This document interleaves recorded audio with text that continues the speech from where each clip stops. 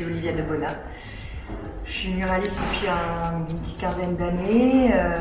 Je suis artiste, je fais de la peinture murale, je fais aussi du travail d'atelier et je suis ici pour venir faire le mur de Orléans.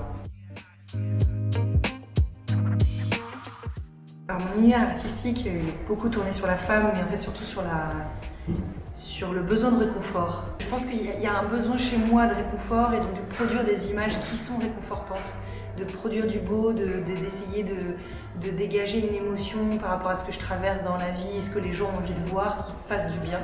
Donc j'exploite énormément forcément la figure féminine, mais avec les végétaux et les animaux, et c'est souvent très symbolique. Et voilà, il y a un décalage de sens entre ce que tu vois en première vue qui est très agréable à voir et ce que ça va dégager en deuxième sens, en deuxième lecture de mon travail.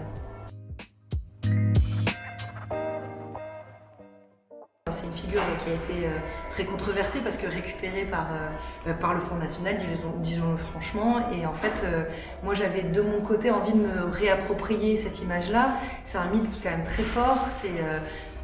C'est comment on a pu suivre une demoiselle de 14 ans qui nous a aidé à sauver la France et après qui entendait des voix et après on l'a totalement abandonnée. Donc mon idée sur cette fresque-là, c'était d'aborder aussi ce besoin qu'on a à un moment donné d'avoir un combat et après de l'abandonner quand ça nous arrange plus derrière. Donc il y a un peu ça aussi. En fait, c'était une envie de mêler tout ça et de faire une Jeanne combattant avec conviction, ses certitudes.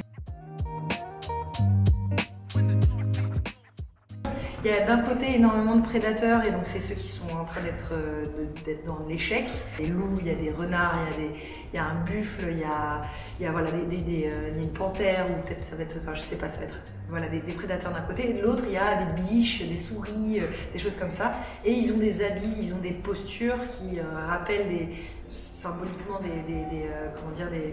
des institutions. Donc, il y a la bureaucratie qui est habillée en costume, il va y avoir la concupiscence nue, le buffle qui essaie de toucher les seins d'une représentation très féminine, il va y avoir sûrement la religion aussi, et c'est justement ces hommes en blouse blanche qui sont pour moi comme s'ils étaient soit en train de s'échanger, il y a soit, en les dessinant, c'est cette espèce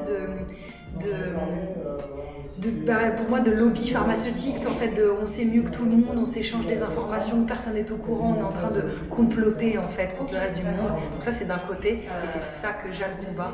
Et elle les combat avec des petites souris gilets jaunes, avec une tireuse à l'arc handicapée, avec un transgenre qui va avoir une tenue extravagante et des genres de choses comme ça. En gros, en y réfléchissant, les compagnons de Jeanne d'aujourd'hui, c'est toutes ces associations, toutes ces personnes qui se battent, qui ont un combat sur le long terme, qui s'épuisent et qui ne lâchent pas l'affaire pour défendre des convictions qu'ils ont et qui sont de temps en temps récupérées parce que le moment arrive et d'un coup ça devient le cheval de bataille de tout le monde et puis après on les abandonne de nouveau. Et un peu c'est ce que je vois chez Jeanne dans le mythe qu'on a, tout ce qu'on lit dans l'histoire, c'est qu'une fois qu'elle nous a sauvés, on l'a brûlée. Donc voilà, donc c'était l'idée de ne pas oublier ça, c'est qu'il y a encore des gens qui se battent et de les soutenir de ma manière totalement petite, avec une petite fresque dans un